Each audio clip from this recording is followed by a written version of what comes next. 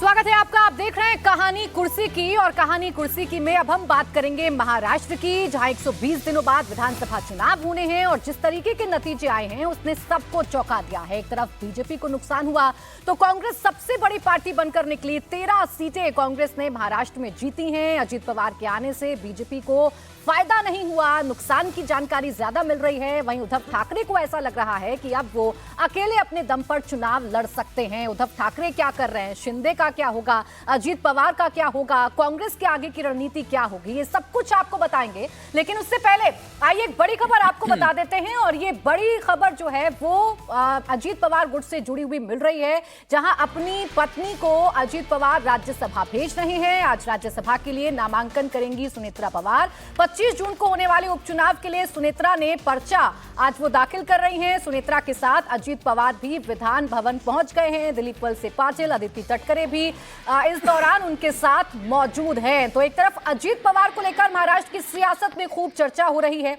BJP के अंदर भी अजीत पवार को लेकर कश्मकश की स्थिति बनी हुई है कि अजीत पवार को लेकर चलना है या नहीं चलना है। लेकिन इन सब के बीच अजीत पवार जो अपनी पत्नी को लोकसभा का चुनाव तो बारामती से जिता नहीं पाए, लेकिन राज्यसभा अपनी पत्नी को जरूर भेज रहे हैं और वो नामांकन इस वक्त कर रही हैं, यानी कि पर्चा दाखिल कर रही हैं राज्यसभा के लिए। तो अजीत पवार का परफॉर्मेंस जैसी उम्मीद भारतीय जनता पार्टी ने की थी वैसी उम्मीद पर अजीत पवार खरा नहीं उतरे, लेकिन इन सब के बीच अपनी पत्नी को राज्यसभा भेजने में कामयाब तो जरूर हो रहे हैं। समीर जी, क्या चर्चा अजीत पवार को लेकर अब ग्राउंड पर हो रही है? अजीत पवार तो ऐसी कड़ी साबित हो रहे हैं बीजेपी के लिए कि ना तो निगल पा रहे हैं ना ही उगल पा रहे हैं अजीत पवार को, और ऐसे में अपनी पत्नी को राज्यसभा भेज रहे हैं। क्या मतलब निकल? नहीं, उन्होंने राज्यसभा के लिए, देखिए 2 सीटें खाली हुई है राज्यसभा के लिए। एक तो अभी पीयूष गोयल वहाँ से चुनाव जीत गए हैं जो महाराष्ट्र से राज्यसभा थे, और दूसरे भोसले लोकसभा का चुनाव जीत गए, उनकी सीट भी राज्यसभा की खाली हो गई। तो 2 सीटों पे तो चुनाव होने वाला है। लेकिन क्या भारतीय जनता पार्टी से उन्होंने इसकी अनुमति ली है कि मैं अपनी वाइफ को राज्यसभा भेज रहा हूँ? खबर यह है कि उन्होंने शरद पवार से बात की है। खबर यह भी आ रही है कि उन्होंने कांग्रेस से भी बात की है कि मतलब मैं भेज रहा हूं। हालांकि कांग्रेस से और शरद पवार की तरफ से कोई सहमति मिली नहीं है, लेकिन भारतीय जनता पार्टी से उन्होंने बिना पूछे यह तय कर लिया था कि अपनी पत्नी को वो राज्यसभा भेजेंगे। भारतीय जनता पार्टी और अजित पवार के बीच जो तनातनी रही है उसका प्रमुख कारण बारामती की सीट रही है।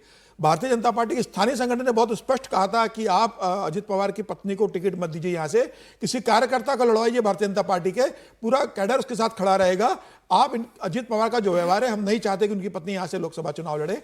अजित पवार की जित के कारण भारतीय जनता पार्टी को झुकना पड़ा और बारामती की सीट देना पड़ी, और हार के बाद यह तकरार भी हुई है भारतीय जनता पार्टी के प्रदेश संगठन में और अजित पवार के बीच में कि आपसे कहा था कि आप वहां से चुनाव मत लड़वाइए, क्योंकि भारतीय जनता पार्टी के केंद्रीय नेतृत्व ने इसे एक अपनी प्रेस्टीज की सीट मान के चल रहे थे कि शरद पवार को बारामती में हराना और महाराष्ट्र के अंदर मैसेज देना है कि जो शरद पवार बारामती में अपनी बेटी को चुनाव नहीं जितवा सकते, महाराष्ट्र में शरद पवार अब थके हुए नेता बन गए। महाराष्ट्र में जिस तरीके से शरद पवार ने प्रदर्शन किया है अपने लेकर, उद्धव ठाकरे का प्रदर्शन रहा है, भारतीय जनता पार्टी का जिस तरीके से प्रदर्शन रहा है कि वो उद्धव ठाकरे जो पहली बार पार्टी उनकी बनी है उसके बराबर 9 लोकसभा सांसद आ रहे हैं, मुझे लग रहा है। उसके बाद और अजित पवार के मंत्री को केंद्र में मंत्री भी बनाया नहीं गया। वो कैबिनेट प्रफुल्ल पटेल की मांग रहे थे। मोदी मंत्रिमंडल में राज्यसभा का राज्य मंत्री की एक सीट देने का ऑफर दिया गया था, वो भी सरकार में शामिल हुए। तो तनातनी तो है, लेकिन अब अजित पवार भी इस बात को अपना एक प्रेस्टीज बना रहे कि अगर मेरी पत्नी लोकसभा हारेगी तो मैं उसे राज्यसभा भेजने की दम रखता हूं और वो भी सदन के सदस्य बनेगी। अब देखना होगा इसे भारतीय जनता पार्टी उन्हें कितना सहयोग करती है। बाकी आने वाली राजनीति कैसी होती है, अभी टिकट डिस्ट्रीब्यूशन होने वाला है, बीएमसी के चुनाव होंगे, महाराष्ट्र के चुनाव होंगे, उसमें अजित पवार को कितनी सीटें मिलती है, एकनाथ शिंदे की क्या उसके अंदर भूमिका रहती है, क्या उद्धव ठाकरे चुनाव के पहले भारतीय जनता पार्टी के साथ एनडीए में आ जाते हैं। क्योंकि खबर यह भी है कि भारतीय जनता पार्टी की बहुत अच्छी बातचीत उद्धव ठाकरे के साथ चल रही है, और आप देखेंगे कि बहुत कोई बड़ा बयान उद्धव ठाकरे की तरफ से पिछले दिनों में नहीं आया है। तो महाराष्ट्र की राजनीति में अभी कई करवट बदलने वाले और कोई चौंकाने वाले निर्णय भी आने वाले में देखने को मिल सकते हैं। ठीक है, नतीजों की बात खुलकर अपना अपना जो फायदा है वो महाराष्ट्र में हर एक पार्टी देख रही है। एक तरफ कांग्रेस का परफॉर्मेंस अच्छा हुआ है, अजीत पवार बहुत अच्छा काम नहीं कर पाए हैं, लेकिन क्या राहुल जी इतना आसान होगा? ये तो सब जानते हैं कि बीजेपी के कार्यकर्ताओं ने खुलकर इस तरीके से अजीत पवार को एक्सेप्ट नहीं किया, ग्राउंड पर उसका असर देखने को मिला, वोट शेयर नहीं हो पाया, नतीजतन अजीत पवार बहुत कारगर साबित नहीं हो पाए। लेकिन अजीत पवार से पीछा छुड़ाना क्या इजी होगा बीजेपी के लिए? देखिए, 2 चीजें बड़ी स्पष्ट हो गई हैं। चुनावों से पहले भी इस बारे में बात हो रही थी कि चाहे सिंबल जो है शिवसेना का और जो है एनसीपी का, वो अजीत पवार को एनसीपी का और जो है एकनाथ शिंदे को शिवसेना का सिंबल दे दिया गया है इलेक्शन कमीशन द्वारा। लेकिन जनता ये तय करेगी कि आखिर असली शिवसेना और असली एनसीपी कौन सी है। उन्होंने तय कर दिया कि भाई शरद पवार को वो असली एनसीपी मानते हैं और वो उद्धव ठाकरे की शिवसेना को शिवसेना मानते हैं। ये बिल्कुल साफ हो गया है। दूसरी तरफ उद्धव ठाकरे को ये भी समझ आ गया है कि वो बीजेपी से अलग होकर जब उन्होंने चुनाव लड़ा है और उनको जिस तरह से मुस्लिम समुदाय का समर्थन मिला है तो उन्हें आगे की राजनीति भी दिखाई दे रही है।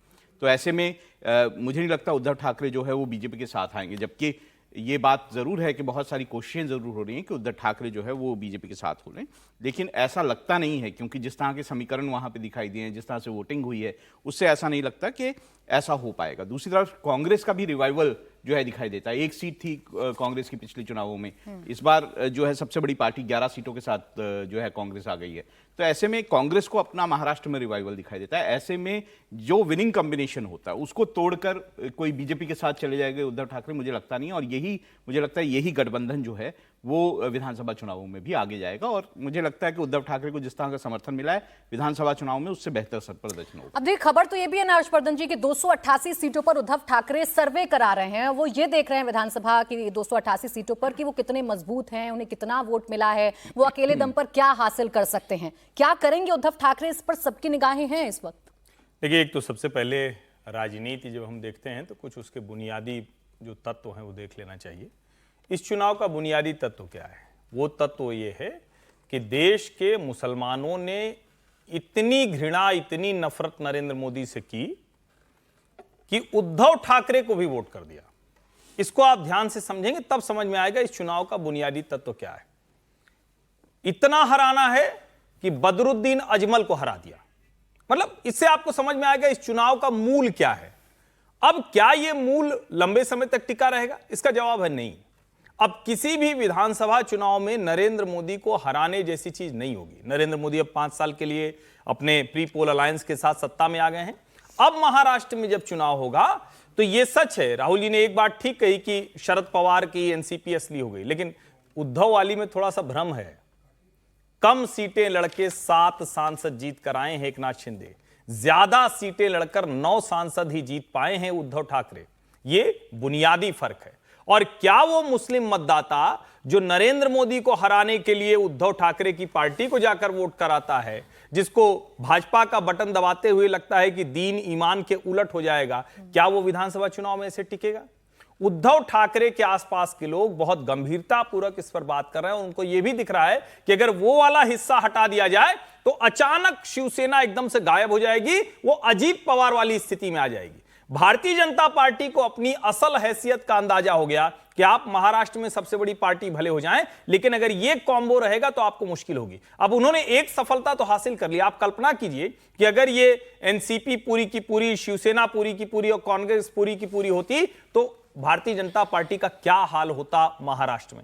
वो उन्होंने ठीक कर लिया। लेकिन अजीत पवार लाइबिलिटी हैं। हम लोग उस वक्त बात कर रहे थे, लग रहा था, समीर जी बार बार इस बात को कह रहे थे, हम लोगों को लग रहा था कि ये होगा या नहीं होगा, लेकिन बारामती के नतीजे ने बता दिया भारतीय जनता पार्टी का मतदाता अजीत पवार को बर्दाश्त नहीं कर रहा है। जिस तरह से दोनों तरफ से बयानबाजी हो रही वो भी दिखा रही, और वो सच कह रहे हैं। क्या सुनेत्रा पवार को राज्यसभा भेजना ये भारतीय जनता पार्टी की सहमति से है तब तो ठीक है, अगर सहमति से नहीं है तो इसी बात पर विवाद आगे इस खड़ा होगा। सिचुएशन का इसमें ऑप्शन एक क्या और है? चीज देखिए, मुसलमानों ने वोट जो है वो कोई नरेंद्र मोदी को पर्टिकुलरली हराने के लिए, बीजेपी को हराने के लिए किया, और वो फैक्टर जो है विधानसभा चुनावों में भी रहेगा। अगर मुसलमान एक पर्टिकुलर तरीके से वोट किया है मुसलमान समुदाय ने, तो विधानसभा में भी वो बीजेपी को हराने के लिए वोट करेगा। अब क्या होगा महाराष्ट्र की सियासत में? बयान लगातार दिए जा रहे हैं। उद्धव ठाकरे क्या करेंगे, इस पर सभी की निगाहें बनी हुई हैं। अजित पवार को लेकर क्या होगा, इस पर क्या फैसला बीजेपी लेगी, इस पर भी सभी की निगाहें बनी हुई हैं। संजय राउत क्या कह रहे हैं, आपको सुनवाते हैं, फिर चर्चा करेंगे। अब जो आरएसएस है उनका कहना उसको नहीं लेना चाहिए था, उसको नहीं लेना, भाई ले लिया ना। आपने क्या किया? कल भी मैं सरसंघ चालक की बात सुन रहा था, लोक सेवक को अहंकार नहीं होना चाहिए। भाई अहंकार की सभी मर्यादा तो मोदी और शाह जी ने तोड़ दी है और उसके चपेट में आरएसएस भी आ गया है। तो आप क्या करोगे? क्या आप में बगावत करने की हिम्मत है? अगर है तो भारतीय जनता पार्टी में आपके जो लोग बैठे हैं, शिवराज सिंह चौहान हो, नितिन गडकरी जी हो, ऐसे बहुत से लोग हैं, क्या वो बगावत करेंगे मोदी और शाह जी के खिलाफ?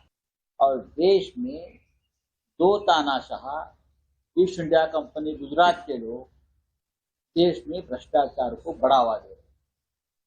आरएसएस को क्या करना चाहिए, क्या नहीं करना चाहिए, मैं नहीं बोलूंगा, लेकिन आपने अभी बात छेड़ी है तो बात दूर तक निकल जाएगी। तो संजय राउत घमंड की बात तो कर रहे हैं, संगीत जी आरएसएस की भी उनको याद आ रही है और बड़े बड़े नेताओं के नाम भी ले रहे हैं, शिवराज सिंह चौहान और नितिन गडकरी की, कि बगावत होगी और तानाशाह को सबक सिखाया जाएगा। लेकिन उद्धव ठाकरे क्या करेंगे, उनकी पार्टी क्या करेगी, यह अभी स्पष्ट नहीं है महाराष्ट्र की सियासत में।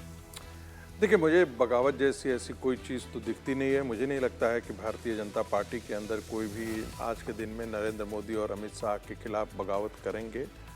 और मुझे लगता है कि ये 240 सीटें भी आई है तो इसमें कोई दो राय नहीं है कि उसमें नरेंद्र मोदी की एक बहुत बड़ी भूमिका है, इसे कोई इनकार नहीं कर सकता है। माइनस नरेंद्र मोदी आप चले जाएं तो भारतीय जनता पार्टी कहाँ रहेगी, ये कोई कहने की बात नहीं है, एक बात। दूसरी बात, ये बात बहुत साफ है कि महाराष्ट्र की राजनीति में यदि भारतीय जनता पार्टी अभी के कॉम्बिनेशन में जाती है तो मुझे नहीं लगता है कि वो विधानसभा जीत पाएगी। दूसरी बात, मुसलमान जो है वो, मैं बिल्कुल सहमत हूँ राहुल जी से, मुसलमान जो है वो विधानसभा में भी भारतीय जनता पार्टी और शिवसेना के गठबंधन को हराने के लिए ही वोट करेगी।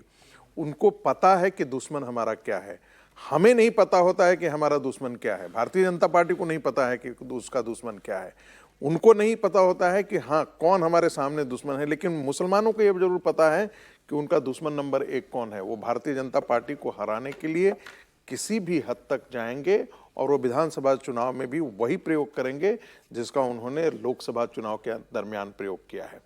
रही बात ये उद्धव ठाकरे आते हैं नहीं आते हैं, मुझे इसकी संभावना आज के दिन में कम पड़ी है। और जब आएंगे भी तो मुझे लगता है एक बड़े पार्टनर के रूप में वो अपनी भूमिका जरूर चाहेंगे। वो आज के दिन में कह सकते हैं कि अब यदि हमारे साथ उस समय जब हम आपसे कह रहे थे तो आप हमने हमारे साथ समझौता नहीं किया, तो आज के दिन में वो आना चाहेंगे तो अपनी शर्तों पर आने के लिए भारतीय जनता पार्टी को मजबूर करेंगे। देखना ये होगा कि भारतीय जनता पार्टी उनकी शर्तों को मानने के लिए, उद्धव ठाकरे की शर्तों के अनुसार महाराष्ट्र की राजनीति में समझौता करने के लिए तैयार है। क्या जो शिवसेना का जो शिंदे गुट है वो उद्धव ठाकरे के साथ मिलने के लिए तैयार होगा या नहीं होगा, मुझे इस पर अभी भी कल जाकर के यदि उद्धव ठाकरे कोई ऐसी शर्त रख देते हैं कि शिंदे माइनस जो है वो हमको चाहिए क्योंकि इस व्यक्ति ने बगावत किया है, शिवसेना को तोड़ा है, तो हमें शिंदे नहीं चाहिए, ऐसी स्थिति में क्या भारतीय जनता पार्टी इन शर्तों को स्वीकार करेगी या नहीं करेगी, ये अभी दिलचस्प होगा, देखना होगा। लेकिन मुझे लगता है कि समय बहुत तेज रफ्तार से निकलती जा रही है भारतीय जनता पार्टी के लिए। सत्ता में जो है उससे थोड़ा निकल करके एक गंभीर मंथन करने की आवश्यकता है और हरियाणा और जो महाराष्ट्र है इस चुनाव को बहुत गंभीरता से लेने की आवश्यकता है। देखिए, अलायंस की बात चल रही है तो बिहार का भी जिक्र करूंगी, लेकिन समीर जी आप इसमें कुछ कहना चाह रहे थे। और एक और जिसमें मेरी दिलचस्पी है वो ये कि अजीत पवार को लेकर अब ऑप्शन क्या है भारतीय जनता पार्टी? मैं इसमें थोड़ा सा एक जोड़ देना चाहता हूं। मुझे लगता है कि अजीत पवार का ये जो इनिशिएटिव है अपनी पत्नी को, ये राजनीति का एक भद्दा संस्करण है और मुझे लगता है कि भारतीय जनता पार्टी को, वैसे तो निर्णय भारतीय जनता पार्टी को करना है, लेकिन यदि भारतीय जनता पार्टी इस चीज को स्वीकार करती है तो इसका संदेश मतदाताओं में कोई बहुत अच्छा नहीं जाएगा। भारतीय जनता पार्टी के इमेज के लिए भी ये बहुत अच्छा नहीं रहेगा। जो नुकसान भारतीय जनता पार्टी को हुआ बेसिकली ओबीसी वोटर के शिफ्ट होने से हुआ है। मुसलमान तो वैसे भी भारतीय जनता पार्टी को वोट नहीं करते, 2014 में भी नहीं किया था, 2019 के विधानसभा चुनाव में भी नहीं किया था। वो राष्ट्रवादी कांग्रेस पार्टी और कांग्रेस का पक्का वोटर रहा है। इस बार भारतीय जनता पार्टी के साथ ये धोखा हो गया, मतलब चूक हो गई है कि जो वहां पर मराठा आंदोलन चला है मनोज जगाड़े का, उसके कारण मराठा भी भारतीय जनता पार्टी से नाराज हुआ है कि यह हमें आरक्षण नहीं दे पा रहा है। और ओबीसी को यह डर रहा है कि अगर भारतीय जनता पार्टी सत्ता में आएगी तो हमारे आरक्षण में से निकालकर ये मराठा को आरक्षण दे देगी, जिसे छगन भुजबल और कई ओबीसी नेताओं ने महाराष्ट्र के अंदर पर्दे के पीछे हवा दी है। इसी के कारण मराठाओं का वोट भारतीय जनता पार्टी को कम हो गया और ओबीसी जो भारतीय जनता पार्टी का कोर वोटर था, मराठाओं के खिलाफ भारतीय जनता पार्टी ने जो ओबीसी का बड़ा वोट बैंक महाराष्ट्र में तैयार किया था, वह वोट भी भारतीय जनता पार्टी से शिफ्ट होकर उद्धव ठाकरे, कांग्रेस और राष्ट्रवादी कांग्रेस शरद पवार के पास चला गया। इसी कारण भारतीय जनता पार्टी का इतना बुरा प्रदर्शन रहा। अगर भारतीय जनता पार्टी ओबीसी को फिर अपने साथ साथ लेती विधानसभा चुनाव के समय, तो भारतीय जनता पार्टी फिर सरकार बनाने की स्थिति में आ जाएगी। देखिए, एक तरफ महाराष्ट्र में क्या होगा अलायंस का, कौन किसके साथ होगा विधानसभा चुनावों में, इसको लेकर अभी से चर्चाएं चल रही है। महज 120 दिन का वक्त रह गया है जब महाराष्ट्र में विधानसभा के चुनाव होने हैं। ऐसी एक हलचल बिहार में भी देखने को मिल रही है। नीतीश कुमार को लेकर बहुत सारी अटकलें लगाई जा रही हैं और ये अटकलें इसलिए भी हैं क्योंकि नीतीश कुमार टीडीपी के शपथ ग्रहण समारोह में पहुंचे नहीं, चंद्रबाबू नायडू के शपथ ग्रहण समारोह में पहुंचे नहीं।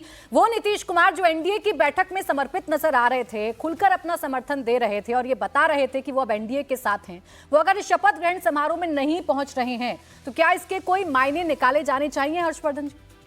नहीं, मुझे लगता है कि देखिए इसको मतलब बहुत इस तरह से नहीं देखा जा सकता कि इससे कोई अभी हम तुरंत मतलब निकाल लें। चंद्रबाबू नायडू के शपथ ग्रहण समारोह में मूल रूप से भारतीय जनता पार्टी का वहां रहना था। क्या उन्होंने दूसरे सहयोगियों को बुलाया? क्या सारे सहयोगी उस मंच पर उपस्थित थे? तो उसका जवाब है नहीं। ऐसे में नीतीश कुमार का रहना न रहना वो कोई बहुत बड़ी खबर नहीं है। और जो सबसे बड़ी बात है कि क्या नीतीश कुमार के कहे अनुसार मंत्री नहीं बने, तो इसका जवाब आता है कि नहीं, दोनों उनके जो वो मंत्री चाहते थे वही मंत्री बने। अब अगर वही मंत्री बने हैं तो उसके बाद फिर कोई ऐसी गुंजाइश मुझे दिखती नहीं है। और अभी विधानसभा चुनाव भी है, तो नीतीश जी भी इतनी जल्दी कोई ऐसी नाराजगी या कुछ ऐसा हो जाएगा मुझे लगता नहीं। तो प्रेशर पॉलिटिक्स को जिंदा रखना चाहते हैं संगीत जी?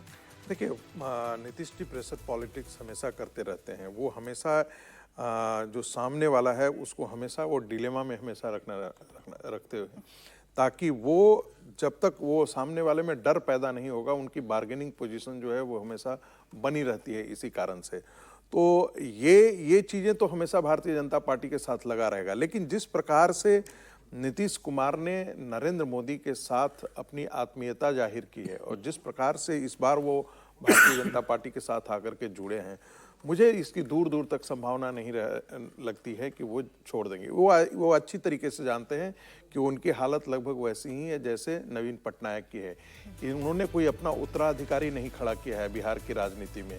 आज के दिन में आपने देखा होगा कि इस बार के भी चुनाव में जो है वो बिहार में कई जगहों पर जाकर के उन्होंने सभाएं भी नहीं की, वो क्योंकि उनकी तबीयत ठीक नहीं रहती। मैं भी जब जिस एयरक्राफ्ट में आ रहा था तो मैं देखा था उनका चेहरा पूरा सूजा हुआ दिख रहा था। मैंने उन लोगों से पूछा भी क्या उनकी तबीयत खराब है, उन्होंने कहा हाँ तबीयत। इस बार भी मैंने देखा कि उनका चेहरे पर वो सूजन अभी तक गायब नहीं हुई है। तो वो जो है वो नवीन पटनायक की तरह ही आज के दिन में अपनी राजनीति की अंतिम पड़ाव पर आकर के खड़े हैं। और यहाँ से कोई वो बहुत बड़ा साहसिक निर्णय लेकर के यदि उधर चले जाते हैं, ये भी हो सकता है कि उनके पार्टी के अंदर इसका कोई बहुत ज्यादा मतलब निकाला जाना नहीं चाहिए। देखिए, जो लोग नीतीश कुमार को भारतीय जनता पार्टी के पक्ष में लाए, आज वो उनके साथ खड़े हैं, भारतीय जनता पार्टी के साथ।